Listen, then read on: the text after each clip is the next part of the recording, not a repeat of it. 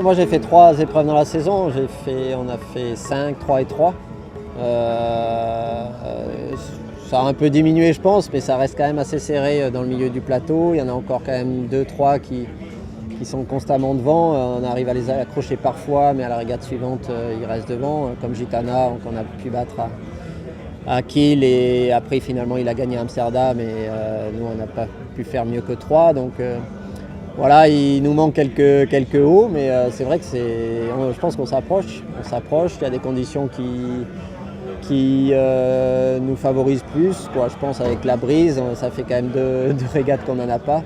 Celle d'Amsterdam et celle-ci n'a pas l'air très ventée non plus.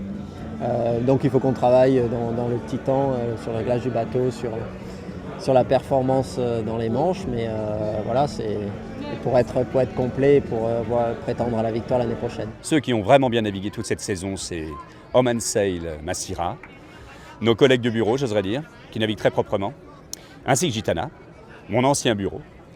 Et puis nous sommes 3e pour l'instant avec Oman Sail Renaissance. Et le seul moyen pour nous de faire très bien, et pour tout le monde d'ailleurs, ce serait génial, il faudrait qu'on arrive à gagner enfin un événement, parce que ça ne nous est jamais arrivé. On est assez régulier à la seconde place, voire même abonné.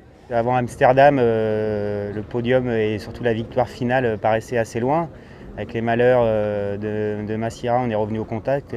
Ex aequo avec eux pour la première place, avec Loïc à 1 point derrière nous. Donc ça va être une belle bagarre, mais ça va être génial. Il faut finir devant nos 2 adversaires, puisque le podium est déjà joué.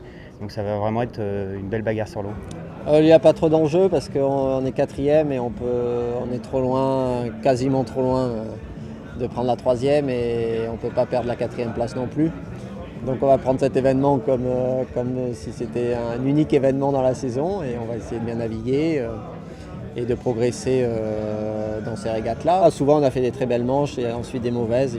Il faut essayer d'éliminer les mauvaises.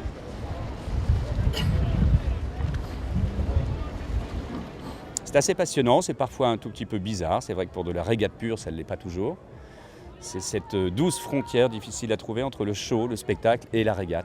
Je pense qu'il ne faut pas oublier qu'on est des sportifs de haut niveau, et c'est important de naviguer près du public, mais il ne faut pas oublier qu'on a besoin de faire des belles régates avant tout, quoi. Après, je crois que c'est l'esprit qu'il faut garder aussi sur la Shears Cup, c'est être accessible au grand public, mais et que les marins sur l'eau prennent aussi beaucoup de plaisir à naviguer à armes égales sur le même bateau. Et puis, c'est pas tout à fait gérable. Non, il y a tellement d'impondérables, tellement de choses qui peuvent arriver de tous les côtés. Il y a 10 bateaux cette fois-ci, dont un régional de l'étape, ce qui est vachement bien, ici en Espagne. Tout peut arriver encore. Mais enfin, globalement, on peut dire que les 2 premiers sont quand même mieux là où ils sont que n'importe où ailleurs, pour eux. Le calcul est assez simple, mais maintenant ça va être compliqué sur l'eau, parce qu'il y a l'Espagnol en plus qui est d'un super niveau, donc on va se retrouver à 10 bateaux, en sachant qu'aussi Groupama n'a rien à perdre puisqu'il est sûr de finir 4e au général, donc je pense qu'il va viser vraiment la gagne ici, donc il va y avoir une belle bagarre avec tout le monde. Ouais. Donc le seul moyen de bien faire, c'est que nous gagnions enfin un événement, c'est-à-dire le dernier, et que Groupama, par exemple, fasse 2e, ce serait parfait.